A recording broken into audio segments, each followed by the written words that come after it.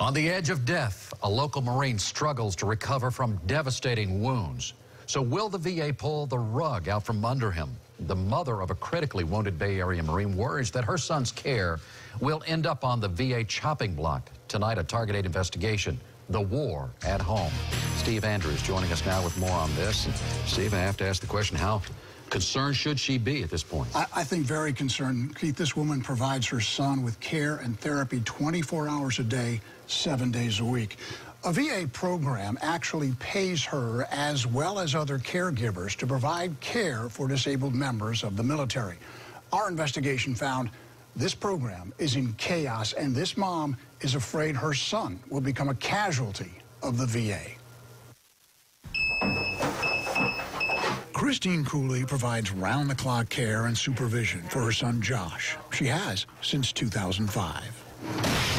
That's when a roadside bomb in Iraq like this blasted the assault vehicle Josh was on, sending shrapnel through his head. They called me and said they were going to fly me to Germany, Landstuhl, because I had to escort his body home. He wasn't going to make it. The front of Josh's brain and a portion of his skull were gone. He suffered severe burns from his waist up. I was talking to him the whole time I was there and lifting the towel, and I saw how bad it was. I mean, everything was gone here.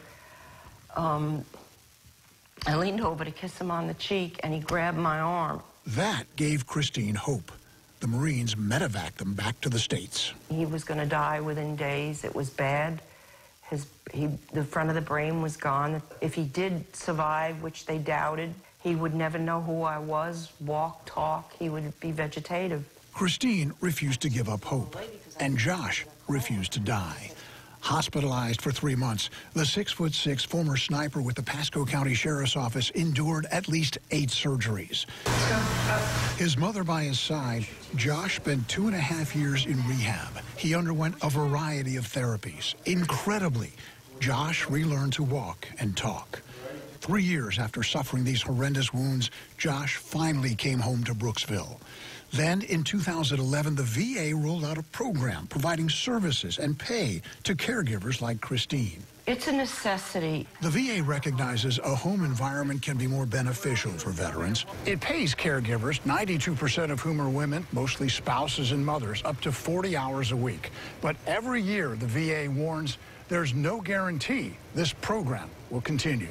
What do you mean there's no guarantee? He needs a caregiver. It looks like a culling of the herd, so to speak. Lauren Price is one of the 26,000 veterans since 2014 who lost a caregiver. In many cases, caregivers are not even given a reason other than the veteran no longer requires the care. Lauren's organization, Veteran Warriors, revealed to Congress many terminations were arbitrary and unlawful. People are very afraid. They tell them that you don't need it anymore. I'm hoping they don't have the audacity to ever say that.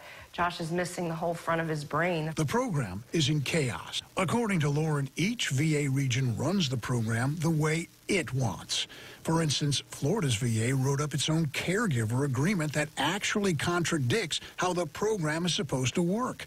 Then it demanded caregivers sign it or face revocation. There's absolutely almost nothing in it other than someone's name that it complies with the law. This program is a godsend for Christine Cooley. She can get by on the small amount it pays and provide round-the-clock care Josh requires. But she's tired of the VA placing dollar signs on her son's future. I have a real hard time with the VA, with the amount of money they have, and the fact that they have things like interior decorators with 6-figure salaries and expensive pictures on the wall in these beautiful buildings. Yeah, it's nice to walk around and see all this stuff, but you don't have the money to pay a caregiver so my son can live in his home? Here's how messed up this all is. At a recent roundtable discussion on Capitol Hill, Lauren Price attended, came out that 6 years into this program and hundreds of millions of dollars spent, the VA still has no policy manual put together on how to run the caregiver program. Not what you call a well-oiled machine. No, but it's obviously working in his case, and that's why you'd like to see something like that continue. Sure. But Are the caregivers still being cut in this program at the rate that you mentioned? Terminations, revocations, they call them even graduations, are now on hold. This is a program that can save taxpayer dollars by keeping disabled veterans in their homes, surrounded by family and friends to nurture healing, and it is in utter chaos. Yeah. And this one guy, this is just one guy you're focusing on. He's a hero. I mean, the President of the United States visited this man in the hospital twice. What a wonderful story. George Bush actually sat with her, my mom, while he was in D.C. and prayed with her for him. Thank you for sharing that story, Steve. And there is more for you on WFLA.com, including an internal VA memo about the status of the program and links to veteran resources.